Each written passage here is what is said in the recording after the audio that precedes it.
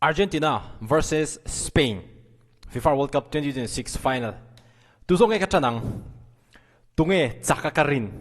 mo. Tin video masala makalo react to Lionel Messi-a na England defender ke ara le ra lo chungchang heavy de ron react non lenga. Ti chuanin tunge golden boot honang mo. Heng te hi heavy video hin kan ron react anga kan ron soi sam hain he kan en potang. Ihun nei na zirlo wangin ini samhan lo ni mai thei I har sana chingfel turin itan RK construction an ome I boipui ngai mi lovin soil test le building permit an boipui sak thei cha civil engineer architect monitoring na noya in hun lai atanga building sakzo thlengin an tho sak thei che ani tin I inchung chau chei that edu point red niam takin an khoi sak thei bok che chu mai ba ka ceiling specialist an nia biak in le ko han building a red niam te in an siam sak thei boke I building hui to tak kha thia kher ngai lovin athom na column strengthening retrofitting anti thei boke RK construction 8837 333 Oh, RK construction te imamo huna inlo dor cheu don ani ole FIFA World Cup 2026 final Bondon Cup mai Spain versus Argentina amma sabera ka react du chu video masalama kan lo react to Lionel Messi hianin England player defender ke ara sak nge ra sak lo ti hi he video hinin karon soile do achan chu video masalama khan Cristiano Ronaldo te fans tu te emoni then khatina AI manga anlo edita kha ka react ani ka react ke inpom min miron sing na sakhop maya kalo mu ani miron sil tu te khamo kalo mu vek ani mase ka react to thawa chu wang chuanin ani tur ang ani vek to thawa he chu react non le po ngai to mon le min an shevek to don thawa thu dik tak te chu katia amaro chu mi khan miron sil na sa sia thanem khan ron nga ya chu wang chuanin video le ka soile ang tianga adik lo mina AI manga anlo edit anlo react palak anlo react ngam confident anlo react ngam ani chuan adik zo khi confident win ka react ngam le turani nge le mi pa kan ni lo mal le tiang react ngam lo react that ngam lo pa lo mai ka tia chu wang chonin he video hianin adik tak zo ka karon react dona chonin thil pakhat ka soi du chu hey AI hi ke po hianin ka mang na sa ka na te research paper an zi ana te amaro chu mina AI panga ke ma hi min bumang ti hi ka lo in ring phangai lo apoi le mai ti chuanin hei hi AI manga an edit nu ani a chung zo ka hi mo an hnuai zo hi a original chu ania ti chuanin a chung zo ka hi AI manga an edit a hi heta hianin Messi hi akirap ang hian hetiang hianin anti tirani hei hi AI manga edit kha ania an hnuai zo ka hi AI manga edit lo a original ani edit mi lo ani ti chuanin Messi hianin ra pal a hlaulu tu ka ek a ke hi a lo khai kang zok ti kha a hmu thei ani he video hi aron in play no nanga in lo endo kan endo ne ulok dewin okay hi ra pal a hlaulu tu zo ka a ke kha a lo khai zo ka ni Lionel Messi khimo khatiang kha thil om zia ania chuanin AI manga edit lo hi edit nu ani hi original a lo danglam hle mai hemi hi achung hi edit a hnoi lampang hi edit lo khami kha mi tam tak khanin hi thil riek hi diklo ante miron sil na sa ni it's fine a diklo AI manga an lo edit chop kha tu ten nge lo edit ka selo hetiang ang propaganda the du ten nge lo edit ka selo khami kha ke ma ha ka lo riek ka tu hen adik tak zo karon riek le ani ti chuanin video masala ma ka soi hetiang ani de chuanin England lampang te pau hianin var te dila achan chu khi min nu hianin ti hian an pet go le box sia chu wang chuanin ramdang chu ting hanin antia ma se Argentina ni chuan ka lo ti kha kha po kha kan sel shoot le ani Messi hianin a lo rap reng lawa England defender hi aslaita Messi an ra alo laulu tuk zo kan ti kha he video hianin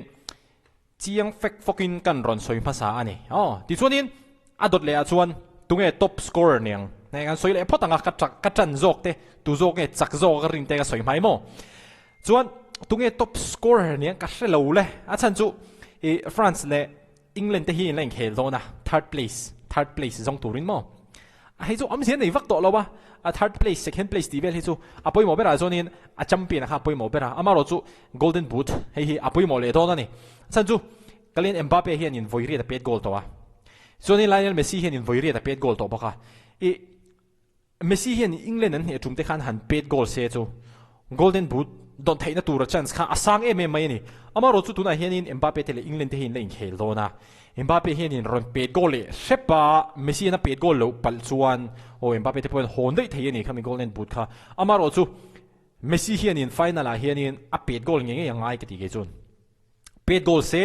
a pet goal lo po ni se assist mang pon an chak thei thawa amaro chu thanem ka lo ngai puina chuanin han pet goal in golden boot hi han hon pei se chu Ballon d'Or te po kha adong le lawang khami no moi po a choi le lawang ti kha soi thei ni to mi lo ni an champion boka golden boot mo khai khai khami kha ani chuanin tunge golden boot khonang ti hi chuanin a hri thiam a har ka ti khop mai a tu na chuan a chan chu engtin nge France le England te game chang ti win an la khelang nge tiang an khel ve mai mai ang chang lu tuk lowin ti te po kha zona te po om theya chuanin Argentina le Spain hi anin ne tok khi ka ring lu tuk mo chu wang chuanin penalty te hi a om mai nga ti te hi ka hlawang renga chan chu penalty chu van nei lo hian a hril thui lu tuka kha ania ka thiam lo khop mai golden boot tunge nang manin tu tenge in rin tu zok nge hon in ring mo heri ke inte pon ron hon thut thei golden boot hi riat mi lo chodi Jude Bellingham te pon ron hon thut thei kha chu riat mi la nang manin in prediction ha comment section ha khanin miron silve regular ti chuanin Spain le Argentina tu zong e chak zo ka in rin tu zong e chak zo ka rin tunge ka chan don ite ka tiang chan big chu ka nei chuang lawa chan lo po ka nei chuang lawa ka 50-50 khop maya Spain le Argentina in khel tur hi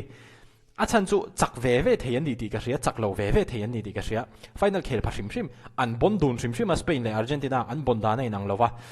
kan soi se langa chuan hemi han zon top hi chuan le AI model sang han zo hi chuan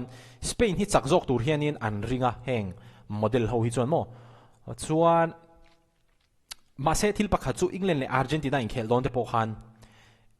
AI model tam tak ho khan in England kha achak an ringa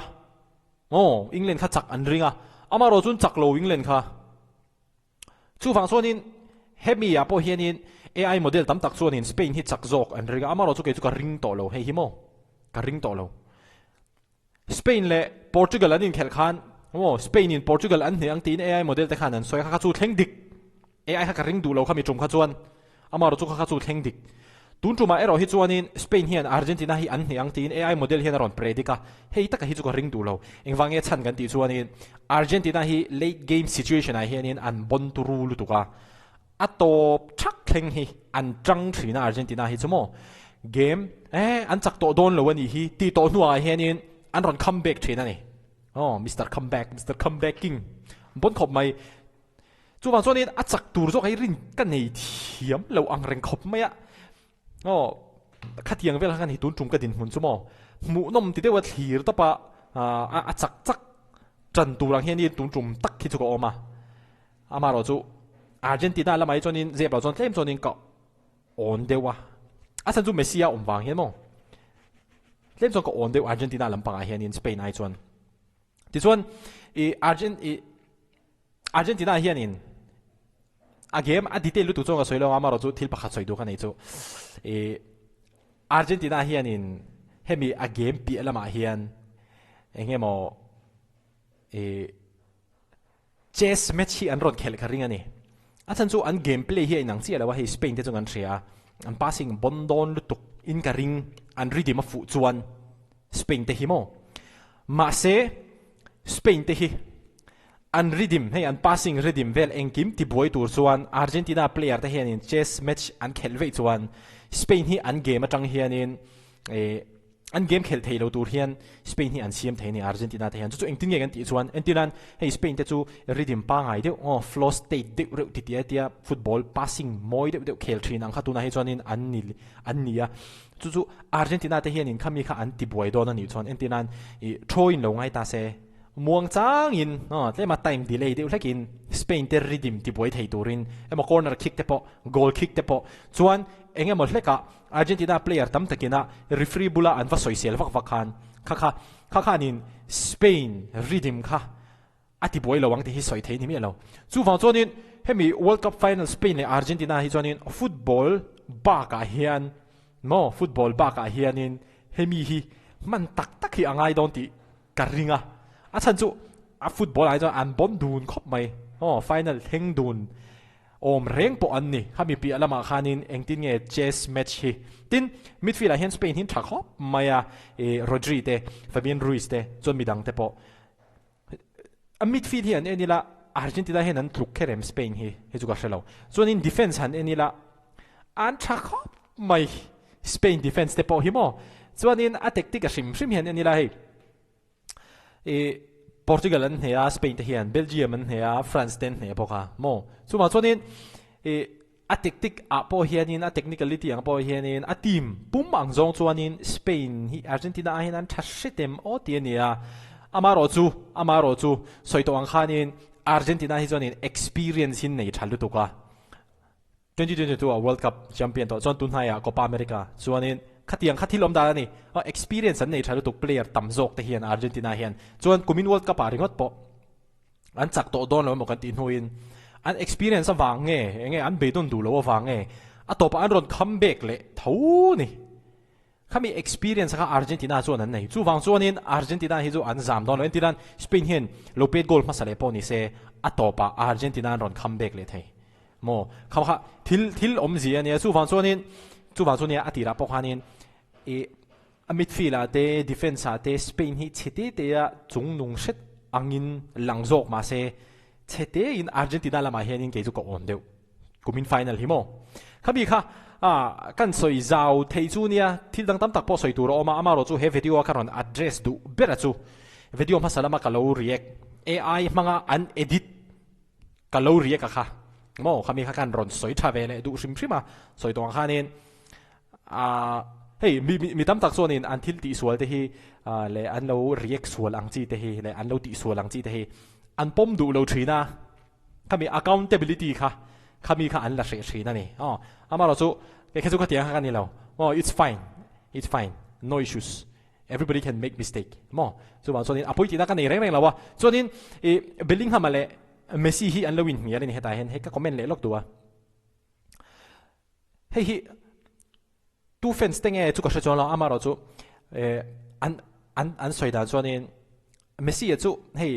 player no pangte te pon an za to lo no ti hianin an ti pop ngam tiang zonga lo ti kha an tam te em mai ani amaro chu Jude Bellingham ange hi ting hianin aron tong chuaka khatianga Messi nena an lo win nial deu chuanin Messi na a mel a siam chia deu hey hemi hi hatia ti nang deu khamo khami kha Bellingham hen aron soya enge fall chungchang ha ke ni chuanin kan soi mai ani hatiang hanin nial na te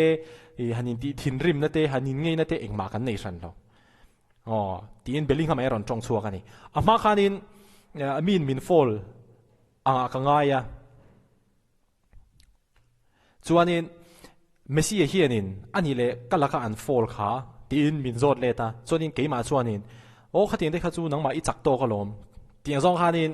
ka chang leta alo ti ni Bellingham hian mo chu wan chuanin Bellingham po hian Messi hi fakhop maya amani na in tum thei en khel ho thei hi aro pui ka ti tiang zo hen aron soya mo ne an tang khop tir khan kha mi tam takina Bellingham generation no pang tak tu nai generation chuanin Messi hi an za to lo khop mai tiang ang zong aron soi kha khang te po kha tu bel chian do lo tu dik tok lo propaganda ni in ka ria mo kami hakan ron soi lang telebele du shim ani ati zong kha tu jum atana kan han react thei chu ani tungei tan jok comment section aron comment nula ke chon in tan jok kan ei thiam chia lova chak thei ve ni amaro chu chete chuan Argentina lama hi chon ko on de jok ke ma hi mo chuadin thil pakha ka soile du chu mitam tak hian in Cristiano Ronaldo fans kan ni awang te le Messi te FIFA de chung Argentina chung changa news ka siam awang hian Argentina haters Messi haters ang hen mi lo nga ya anilo Cristiano Ronaldo ka ngai san ma hian class 8 9 10 chawa jingka rasinota ang kalaya republic field velan vain khel thin lai tang to khan Messi chu kan ngai sang dei to amaro chu PhD ka ti cholai ke ma da motivation discipline inspiration ka ma mo chho tak hun lai atang khan Cristiano Ronaldo ka ron ngai sang chho ve le mo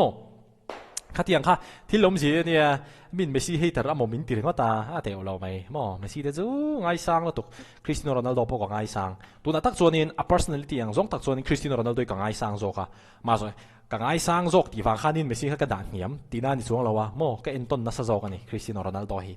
tí ta khan đi đâu mày tiếng nghe về toxic lắm về Cristiano Ronaldo fan base te Lionel Messi fan base te emotionally invested đều hi Mizoram mà hen bahan tắm bé ril run nó chắc khop thenga ka tia lo in nhiều te kha ha tangkai vak lo oh han soi belle du rim rim ani video lại một lại theo đó nè